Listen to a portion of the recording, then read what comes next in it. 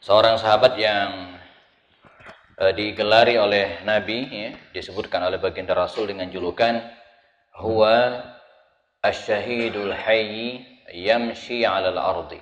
Ya, huwa asyhad al-hayy yamshi 'alal ardi. Dia adalah orang yang asyhadul hayy, ya, orang yang syahid tapi masih hidup. Siapakah dia? Talha bin Ubaidillah. Talha bin Ubaidillah dalam perang Uhud ini tidak ada yang meragukan. Saya pernah sampaikan bahwa perang Uhud itu 3 babak. Babak pertama kaum muslimin menang, babak kedua kaum muslimin babak belur. Ya, nah, pada saat inilah peran seorang Talha luar biasa. Ketika pasukan Khalid bin Walid yang masih kafir waktu itu berhasil menelikung kaum muslimin dari belakang, ya, dari arah Bukit Rumat, dan menghajar, ya, kaum muslimin sehingga 70 di antara mereka syahid. Seorang pelempar tombak yang sangat ulung, ya, waktu itu namanya Ibnul Qam'ah, ya, Ibnul Qam'ah, dia ngincar Rasulullah dengan tombaknya, dilempar ke arah leher Rasulullah, ya, dan dia melihat bahwa Nabi betul-betul kena lemparannya, menancap di lehernya, ya, dan dia sempat mengatakan, ya, qataltu Muhammadan, saya berhasil membunuh Muhammad. Pada saat-saat yang sangat genting itulah, sangat-sangat kritis itulah, di mana nyawa Rasulullah SAW betul-betul dipertaruhkan, ya. Di lereng bukit Uhud itu, jamaah, ada 4 orang yang mengintai Rasulullah yang paling dekat dengan beliau. Nah, jadi ketika Ibnul Qam'ah berhasil menancapkan tombaknya ke arah tubuh Rasulullah, kala itu di tengah kondisi yang sangat kritis itu ada 4 orang yang berada persis dekat Rasulullah. Pertama Abu Bakar Siddiq, ya. Kemudian yang kedua Abu Ubaidah ibn Jarrah, ya. 2 orang ini sejak awal tidak pernah jauh dari Rasulullah.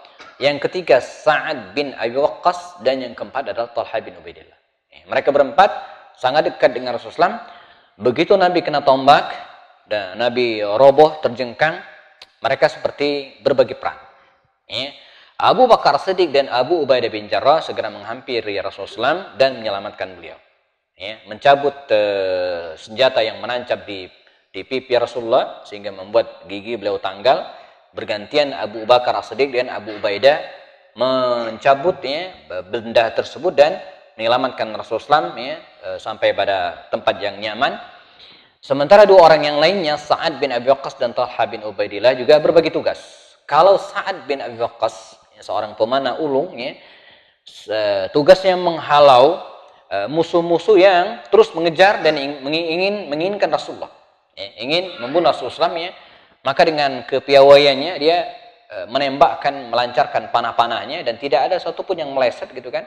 Nah, sementara Talha bin Ubaidillah, ya, melakukan suatu tindakan yang sangat ekstrim, gitu ya, yang sangat patriotik, gitu ya. Bagaimana, ya?